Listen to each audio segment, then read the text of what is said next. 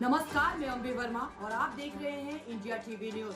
तो चलिए आगे बढ़ते हैं कुछ खास खबरों की ओर। दलित सेना के महाधरना में चौकीदार समुदाय की मांगों पर जोर। पूर्व केंद्रीय मंत्री पशुपति पारस ने सरकार को दी चेतावनी। पटना 21 जनवरी 2025। पटना के गर्दनी बाग धरना स्थल पर दलित सेना के बैनर तले आयोजित विशाल एक दिवसीय महाधरना में राष्ट्रीय लोक जनशक्ति पार्टी रालोसपा के राष्ट्रीय अध्यक्ष और पूर्व केंद्रीय मंत्री पशुपति कुमार पारस ने चौकीदार समुदाय की मांगों को लेकर सरकार पर तीखा हमला किया। इस पर महाधरना का मुख्य उद्देश्य आगामी बिहार विधानसभा चुनाव 2025 की तैयारियों को मजबूत करना और दलित समुदाय की समस्याओं को उजागर करना था।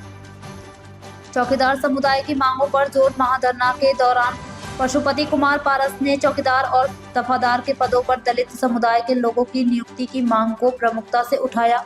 उन्होंने कहा, वर्षों से चौकीदार संघ के लोगों का मन है कि उन्हें उनकी नौकरी में न्याय मिले। हजारों वर्षों एक समाज और धर्म के लोग इस जिम्मेदारी को निभा रहे हैं। जब तक सरकार इन मांगों को मान नहीं लेती तब तक यह धरना जारी रहेगा। 243 सीटों पर चुनाव लड़ने की तैयारी का ऐलान।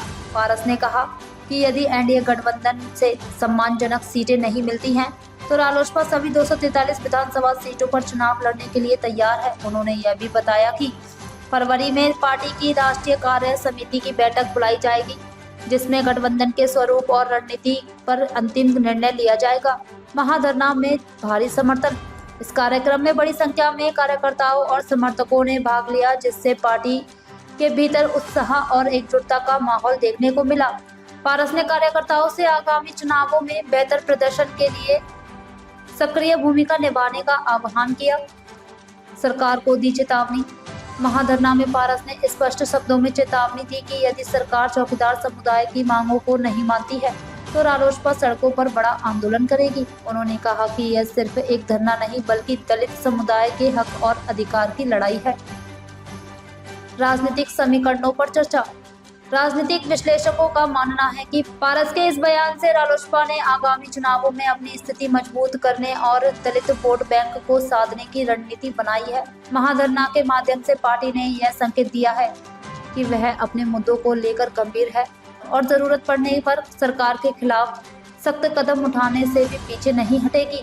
इस महाधरना ने बिहार की राजनीति में नई हलचल पैदा कर दी है। अब यह देखना दिलचस्प होगा कि सरकार और अन्य राजनीतिक दल इस पर कैसी प्रतिक्रियाएं देते हैं।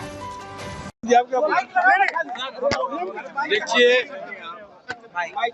वर्षों से चौकीदार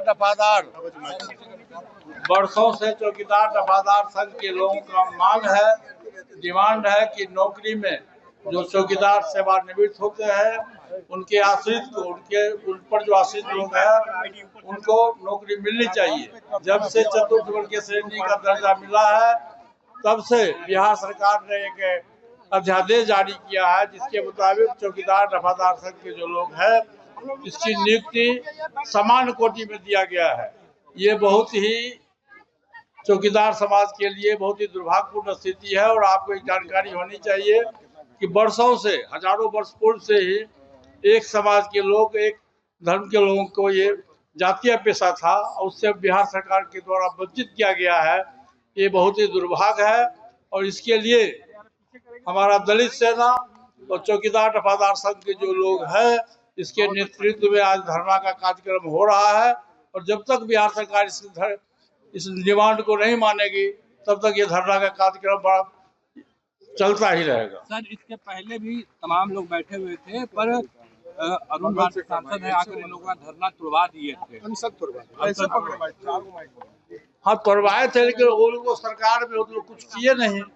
इसलिए हमारी मांग है, हम दलित सेना की ओर से हमारी मांग है कि इस चौकीदार दफादार संघ का जो डिमांड है इसको बिहार सरकार अविलंब पूरा करे।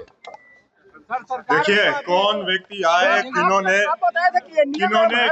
धरना तोड़ा, किन्होंने धरना नहीं तोड़ा, लेकिन हम ये आपको बता दें कि जब तक बिहार सरकार हमारी मांगों को पूरा नहीं करेगी यह धरना जारी रहेगा। ये धरना टूटने वाला नहीं है। आप कहे थे कि ये नियम के साथ है आपके नेता।